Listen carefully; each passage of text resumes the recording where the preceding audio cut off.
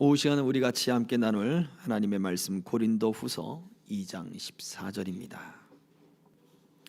이제 같이 봉독하겠습니다. 시작. 항상 우리를 그리스도 안에서 이기게 하시고 우리로 말미암아 각처에서 그리스도를 아는 냄새를 나타내시는 하나님께 감사하노라. 아멘. 자, 이 말씀 속에도 보면 그리스도를 아는 냄새를 누가 나타냅니까? 하나님이 나타나게 하신다라고 표현되어 있어요.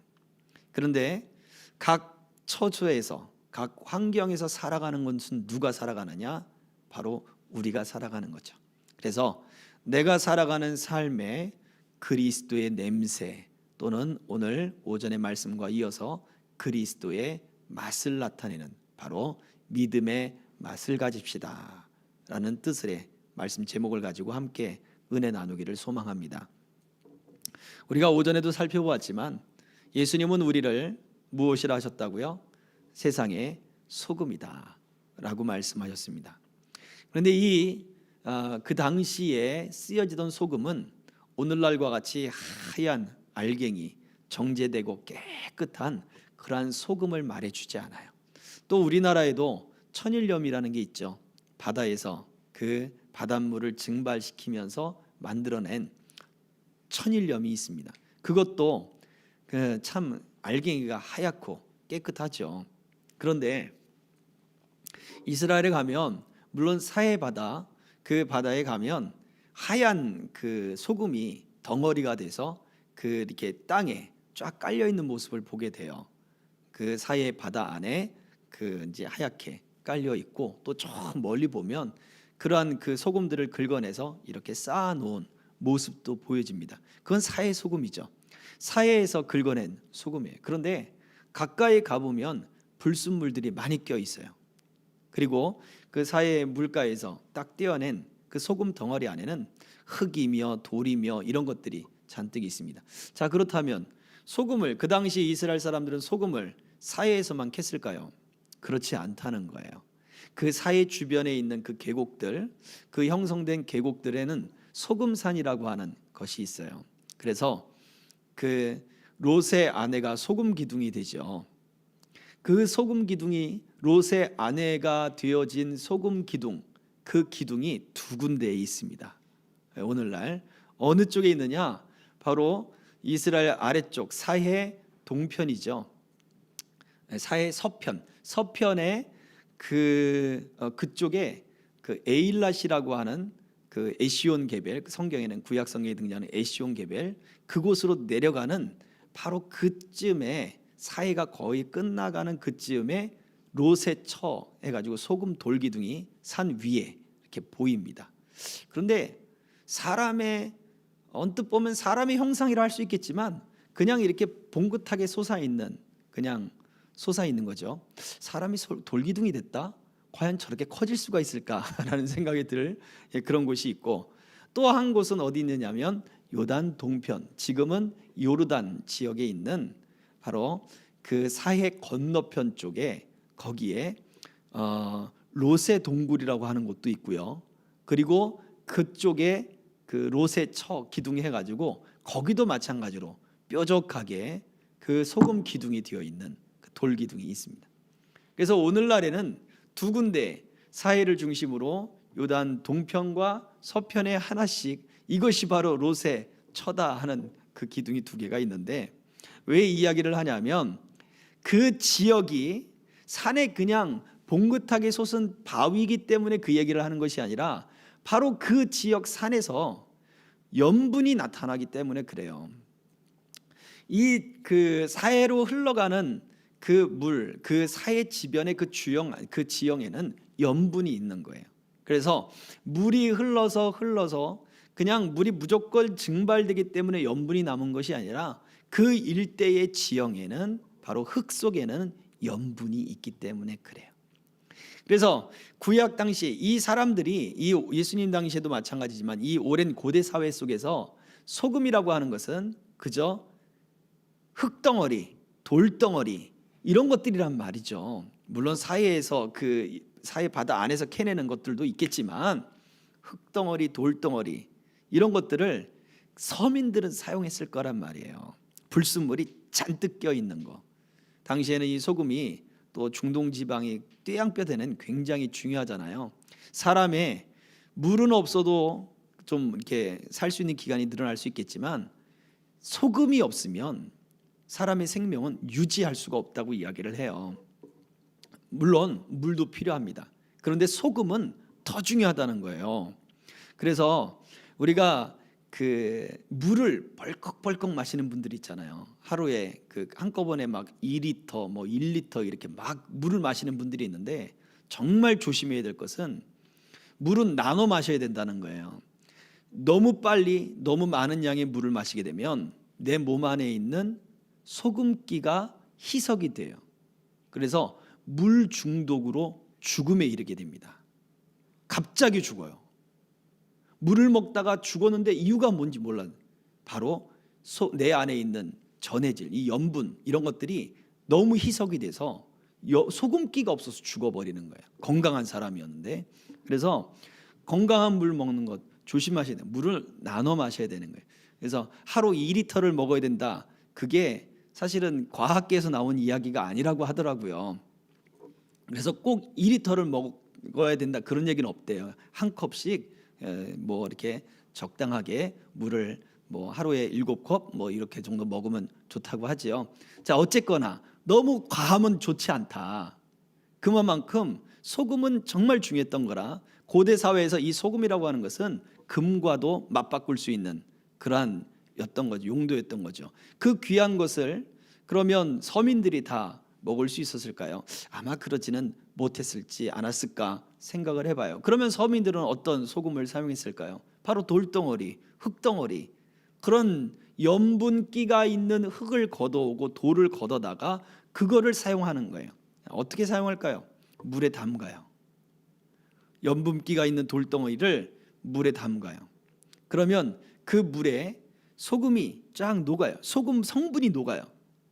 소금 성분이 녹아서 그 물을 걸러서 쫙 따라서 그 물을 쓰는 거예요.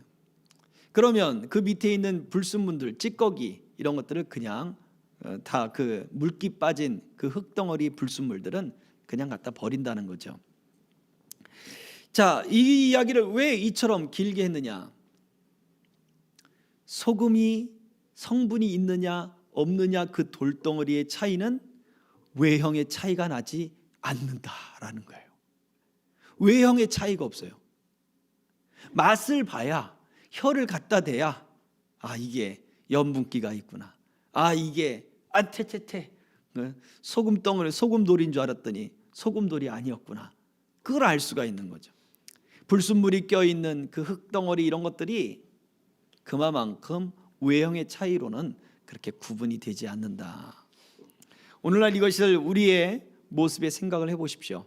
오늘날 우리 성도들, 우리가 믿음을 가지고 있는 우리들의 모습에 생각을 해보자고요. 저도 목회자고 저도 신앙을 가지고 있는 사람입니다만 우리들의 모습을 생각을 해볼 때 우리도 역시 우리가 거룩한 믿음을 가지고 있는 것처럼 우리가 그렇게 행동할 수가 있어요. 얼마든지. 그런데 그렇게 행동하는 사람과 거룩한 믿음을 가진 사람과 사실 구분하기가 어려울 수 있다는 거예요. 그래서 많은 이단들이 그 이단에 빠져 있는 사람들에게 물어보면 우리 교회가 옛날 그 선지자들이 핍박을 받던 그때처럼 우리가 그렇게 핍박을 받고 있습니다 라고 이야기를 해요. 잘못된 교리에 빠졌다고 생각을 못하는 거예요. 잘못된 신앙을 가졌다고 생각을 못해요. 안 해요. 오히려 세상이 잘못됐다 그래요. 참 희한하죠.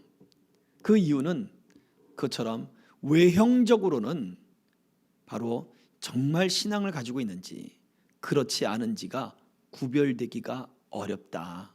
바로 그 이야기를 하고 있는 것입니다. 오늘 말씀을 다시 한번 띄워주시죠. 고린도후서 2장 14절 같이 읽습니다. 시작. 항상 우리를 그리스도 안에서 이기게 하시고 우리로 말미암아 각처에서 그리스도를 아는 냄새를 나타내시는 하나님께 감사하노라. 저 말씀 띄워주시고요. 우리를 그리스도 안에서 이기게 하시고 그리스도를 아는 냄새를 나타내시는 하나님께 감사한다는 거죠. 우리에게 그 이기게 하고 예수 그리스도를 아는 냄새가 나타나게 하는 것은 하나님의 일이시고 하나님의 역사입니다.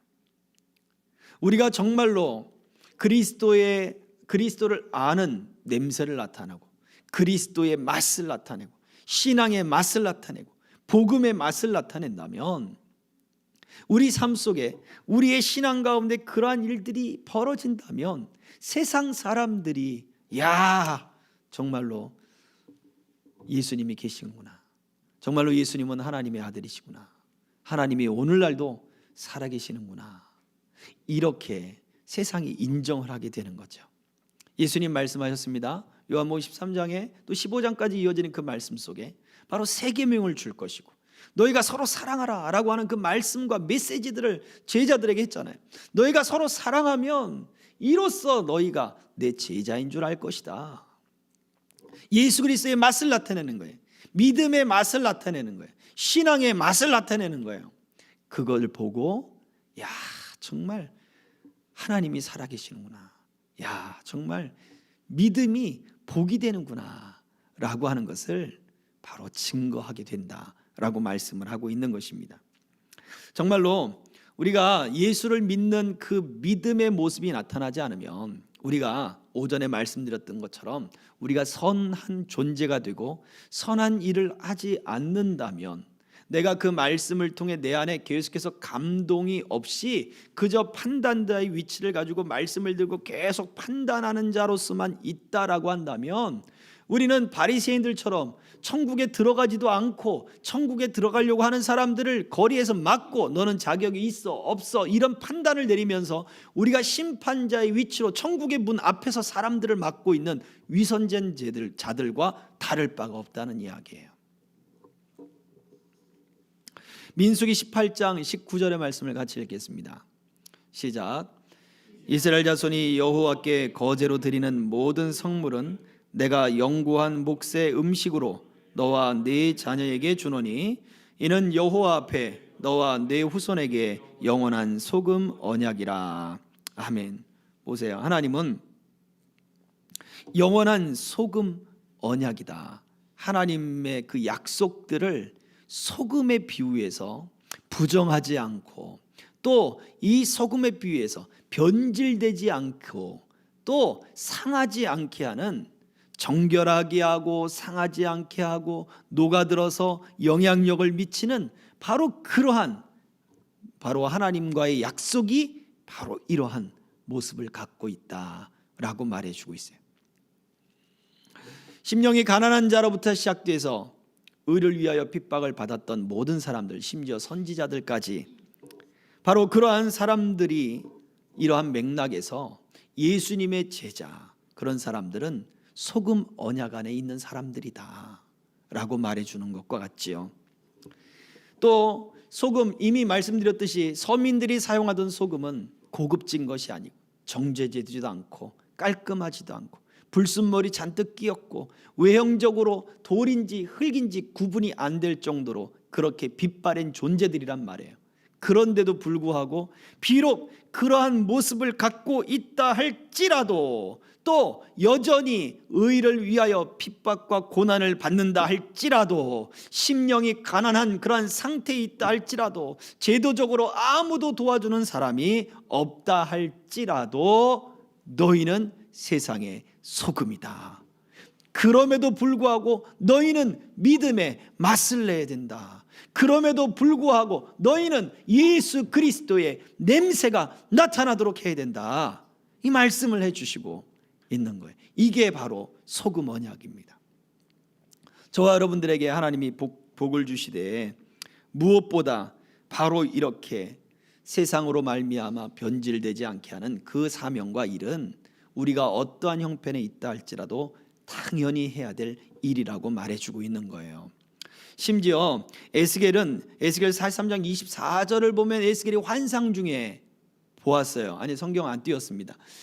환상 중에 하나님이 성이 만들어지는 것을 봤어요. 새로운 성이에요. 이거는 그전까지 보지 못했던 성이에요.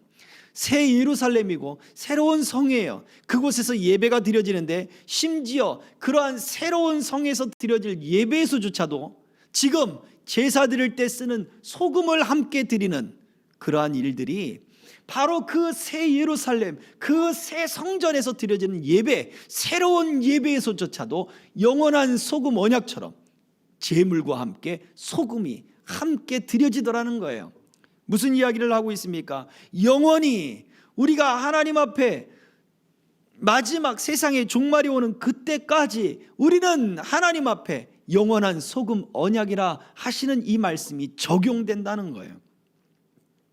그래서 우리가 비록 값비싸고 정제되고 우리 히말라야 소금도 분홍색으로 그냥 딱 있잖아요. 게다가 또 요즘에 그 지난 추석 선물에 트러플 소금이라는 걸 제가 한번 받았거든요. 그 송로버섯 소금. 그런데 그 송로버섯에 향이 좀 많이 들어간 소금이에요. 진짜 송로버섯은 조금만 들어갔겠죠. 엄청 비싸니까. 근데 그 향이 소금 안에 진하더라고요. 근데 그렇게 선물용으로 비싼 그런 어떤 소금들이 아니라 보잘것없고 그리고 이게 흙인지 돌인지 알 수 없는 외형적으로 별로 흙과 돌과 비교해 볼 때 차이가 없는 그러한 존재 같은 모습이라 할지라도 이것을 우리가 현실적으로 지금 내가 어려움 가운데 있고 육체의 약함이 있고 또 경제적으로 어렵고 그리고 하는 일이 형통하지 못하고 또 이러한 여러 가지 그러한 슬픔과 어려움이 있다 할지라도 라는 거예요. 그래도 소금 언약이 저와 여러분들에게 맺어져 있어요. 하나님은 이것을 변화시키지 않으실 거예요. 우리를 부르시는 그날까지 영원히 우리는 하나님의 말씀 안에 하나님의 약속 안에 우리는 변질되지 않을 것입니다. 그러므로 너희 또한 각 처에서 예수 그리스도의 아는 냄새를 나타내라 라고 하는 것은 하나님이 우리를 통해 비록 우리가 그렇게 뛰어난 존재는 아닐지라도 우리가 보잘것없는 모습이라 할지라도 하나님이 우리를 통해 그 냄새를 나타내실 것이다. 하나님이 우리를 통해 하나님이 살아계신 믿음의 맛을 나타낼 것이다. 은혜의 맛을 나타낼 것이다. 하나님의 살아계신 역사의 맛을 나타낼 것이다 라고 말해주고 있는 것입니다. 그러므로 소망을 가지시기를 주의 이름으로 축복합니다. 자, 그렇다면 만약 우리가 맛을 잃어버리면 어떻게 되느냐? 맛을 잃어버리면 어떻게 되느냐? 첫 번째는요, 맛을 잃어버리면 돌이킬 수가 없죠. 다 이미 소금 물을 가지고 돌을 담가서 염분을 쫙 다 빼내고 그 물을 따라서 이미 쓴 그 남아있는 그 찌꺼기들, 그 찌꺼기는 더 이상 짜게 할 방법이 없어요. 염분이 빠지는 거지 염분이 더 들어가지는 않거든요. 흙 속에서 염분이 빠지고 돌 속에서 염분이 빠지는 거지 다시 거기다 염분을 채울 수가 없는 거예요. 다시 짜게 할 수 있겠느냐? 주님은 말씀하셨어요. 다시 짜게 할 수 없다는 것이죠. 교회가 세상에 기둥이 되지 않으면, 교회가 변질되고 교회가 거룩하지 않으면 다시 짜게 할 수 있겠느냐? 다시 짜게 할 수 있을까요? 세상을 다시 회복시킬 수 있을까요? 그럴 수 없다는 이야기예요.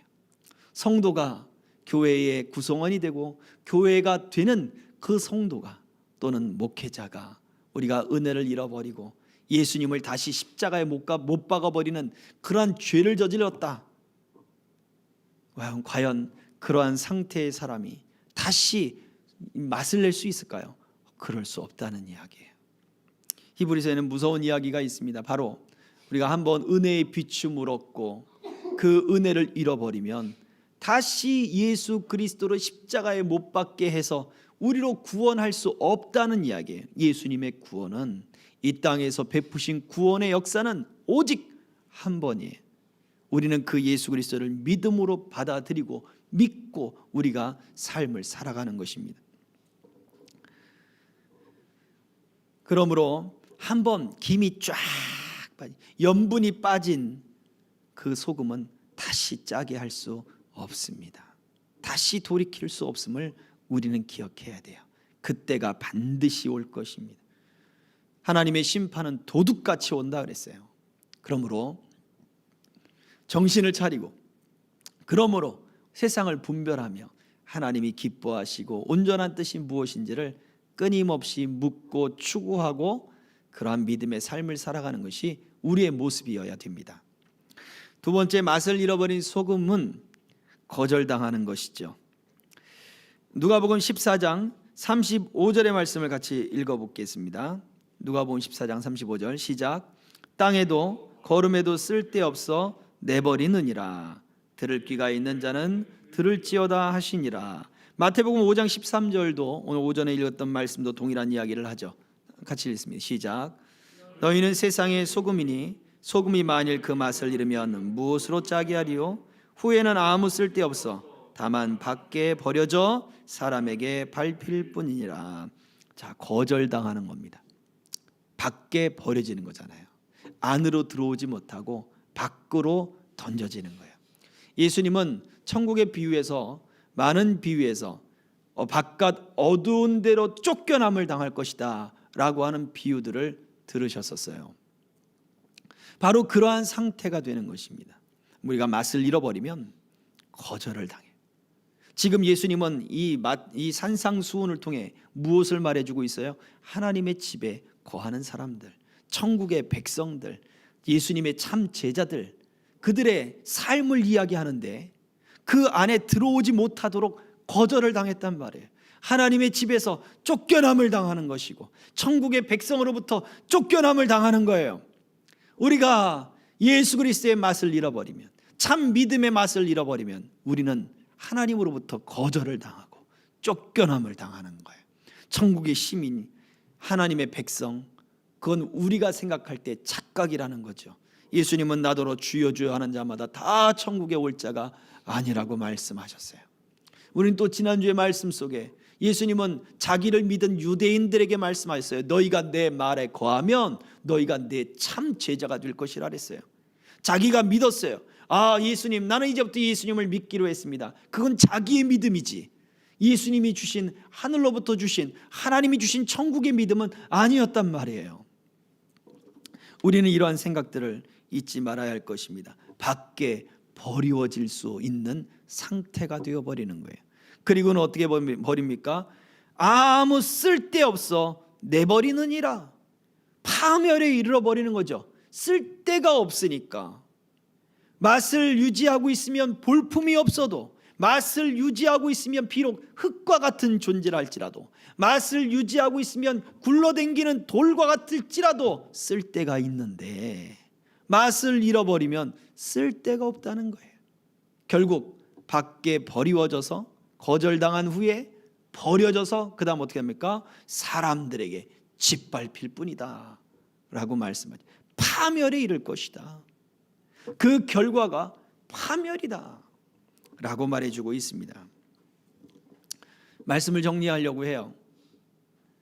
성경에는 두 가지 불가항력적인 재료가 있어요. 그것이 오전에도 살짝 얘기했습니다만 누룩이고 두 번째 소금이에요. 누룩과 소금을 통 안에 집어넣으면 누룩은 그 통 안에 있는 것을 다 부패시키고 소금은 그 안에 있는 걸 다 짜게 만들어버려요. 부패가 되는 것을 진행을 그 염장을 통해서 부패가 되지 못하도록 막아버리죠. 그런데 누룩도 그렇고 소금도 그렇고 그 안에 들어가서 그 안에 있는 것들을 자연스럽게 다 바꾸어 버립니다. 한 줌의 누룩이나 한 줌의 소금이나 소리 없이 아주 조용히 일을 하죠. 티가 안 나는 거예요. 누룩은 맛을 변질시키고 또 부패하게 하지만 소금은 맛을 내게 하고 부패되는 것을 막습니다. 그러나 또 유익한 누룩은 반죽을 부풀려서 빵을 맛있게도 해요. 그렇죠? 그래서 우리 교회 앞에도 빵집이 있고 아래도 빵집이 있습니다만 저 앞에 길 건너 있는 빵집은 프랑스 효모를 쓰는, 프랑스 누룩을 쓴다는 거예요. 프랑스 본토에서 가져, 그 본토에서 만드는 방법 그대로 만든, 맛있어요 빵이. 예, 부드럽기도 하고 쫄깃하기도 하고, 뭐 다른 집과는 좀 다른 것, 어떤 그런 것이 있으니까 사 먹기도 하겠죠. 그런데 이런 유익한 누룩은 빵을 아주 맛있게도 하지만 중요한 것은 소금이 없이는 사람의 생명이 유지될 수가 없다는 거예요. 소금이 그만큼 중요한 것을 이야기해요. 예수님이 그래서 누룩은 바리새인들에게 비유를 많이 하셨고, 물론 천국에 대한 비유도 하셨지만, 소금은 바로 예수님이 그 제자들을 향하여 너희가 세상의 소금이다 라고 말을 하시면서 더 중요하게 말씀하지 않았을까, 그런 생각을 해보게 돼요. 근데 중요한 것은 소리 없이 일합니다. 티가 나지 않아요. 비처럼 막 환하게 화려하게 그런 모습을 갖고 있지도 않아요. 그러나 그 영향력만큼은 어마어마하다는 거죠. 자, 그래서 우리의 믿음이 돌이킬 수 없는 상태가 되거나 또는 쓸데없어지거나 아니면 우리가 그렇게 거절돼서 파멸에 이르는 상태가 될 수도 있다. 우리가 맛을 잃어버리면, 예수의 신앙을 잃어버리면, 예수의 냄새를 나게 하는 하나님의 통로가 되지 않으면 우리가 그렇게 이런 파국에 치달을 수도 있다라는 경고의 말씀 또한 있다는 사실을 우리는 기억해야 할 것입니다. 그래서 우리가 사명과 직분이라고 하는 것과 더불어 책임과 의무라고 하는 것 또한 동시에 존재한다는 것을 말씀해 주고 있어요. 그래서 이제 저와 여러분들이 우리 자신을 지킬 뿐만 아니라 우리 가정 속에, 그리고 교회 속에, 여러분이 섬기는 직장과 생업 속에, 여러분이 만나는 사람들 속에 여러분이 소금이 되기를 주의 이름으로 축복합니다. 참 신앙의 맛을 보여주세요. 참 신앙의 맛이 뭘까요? 예수님이 나를 통해 일으키는 변화들이에요. 그 변화들을 보여주십시오. 지금은 우리가 보잘것없고, 지금은 우리가 불순물이 많이 껴있는 것처럼 보이지만, 하나님이 나를 바꾸시고 하나님이 나를 변화시키는 모습들을 세상에 보여주면 사람들이 놀라는 거죠. 아니, 저 사람이 어떻게 저렇게 변했을까? 저 사람이 어떻게 이러한 변화가 일어났을까? 하나님이 그에게 일하시는구나. 하나님이 그에게 역사하는구나. 이게 보이는 것 아니겠습니까? 요셉은 바로 그러한 대표적인 사람입니다. 그렇지 않아요? 노예로 팔려갔어요. 야, 노예 주제에 사람들이 이랬나요? 아니에요. 노예인데, 분명히 노예인데 그의 말을 따르고 있어요. 심지어 그의 주인도 노예인데 노예의 말을 따라서 재산을 움직인단 말이에요. 이유가 무엇입니까? 하나님이 그와 함께 있는 것을 보았거든요. 죄수인데 간수장이 죄수의 말을 들어서 이렇게 저렇게 간수의 그 감옥 안에서 일을 하는 거예요. 야, 죄 짓고 들어왔으면 간수장의 말을 들어야지, 이렇게 돼야 되는데 오히려 간수장이 찾아와서 나 좀 도와줘, 내 일 좀 도와줘, 이렇게 말을 한다니까요. 이유가 뭐예요? 하나님이 그와 함께하는 바로 그 맛을 내기 때문에 그렇습니다. 저와 여러분들의 삶 속에 하나님이 믿음의 맛이 나타나는 예수 그리스도의 냄새가 나타나게 하고 각 처에서 이러한 역사를 일으키는 그 주인공이 되기를 주의 이름으로 축복합니다. 우리도 그러한 마음을 갖고 그 소망을 갖고, 하나님, 나를 사용하시고 나를 세상의 소금으로, 나를 세상을 지탱하는 하나님, 그러한 존재로 나를 써주옵소서. 내가 좋은 소금이 되어 녹아지는 자, 또 소리 없이 일하는 자, 맛을 내는 자, 그 부패하지 않게 하는 자, 바로 그러한 사람이 되게 하옵소서. 저와 여러분들의 기도가 되기를 주의 이름으로 축복합니다. 기도하겠습니다. 우리 사랑하는 성도들, 우리 믿음의 동행자들, 사랑하는 자녀들, 또 우리 모두가 하나님 참 좋은 소금이 되게 하여 주옵소서. 온전한 세상의 소금이 되어 맛을 잃지 않고 또 예수 그리스도의 은혜의 맛을 나타내며 사랑의 맛을 나타내며 참 좋으신 하나님의 선함의 맛을 나타내는 우리의 모습이 되게 하여 주옵소서. 지금은 불순물이 많이 껴있는 흙과 같고 돌덩이 같다 할지라도 주께서 우리를 변화시키시며 우리를 녹여내시며 우리로 하여금 아버지 하나님 쓸모있게 하시며 가치 있게 하시며 세상의 아버지 하나님 그 거룩한 하나님의 영광을 드러내는 도구로 우리들을 사용하여 주옵소서. 나로 말미암아 가정이 세워지고 나로 말미암아 교회가 세워지고 나로 말미암아 이 땅의 이 민족이 하나님 지탱이 되어지고 나로 말미암아 우리 교회로 말미암아 하나님의 나라가 더욱더 힘있게 세워지는 그러한 도구로 하나님 우리를 사용하여 주옵소서. 또한 우리 사랑하는 자녀들, 믿음의 자녀들 이제 수능 하나님 결과들을 바라보고 또 정시 하나님 결과들을 하나님 학교들을 탐색을 하고 있습니다. 주님 저들의 길을 열어주시고 이끌어주시고 아버지 저들의 길들을 하나님 형통하게 하셔서 이 땅에 어느 곳에 있든지 정치 경제 사회 문화 속에 하나님 빛처럼 소금처럼 쓰임받는 복된 인물들 다 되도록 역사해 주옵소서. 예수 그리스도의 이름으로 기도하옵나이다. 아멘. 축복 기도하겠습니다. 지금은 우리 구주 예수 그리스도의 은혜와 아버지 하나님의 크신 사랑과 성령님의 감동 감화 교통 역사하심이 오늘 세상을 향한 맞설 내는 하나님의 도구요 세상을 지탱하는 하나님의 그 은혜의 도구 되기를 소망하는 남녀종들 머리 위에 우리 모든 교회와 또 우리 성도들과 믿음의 동역자들과 저들의 삶의 모든 터전 위에 우리 청년들 학생들 머리 위에 선교사님들 위에 이제로부터 영원토록 항상 함께 있을지어다. 아멘.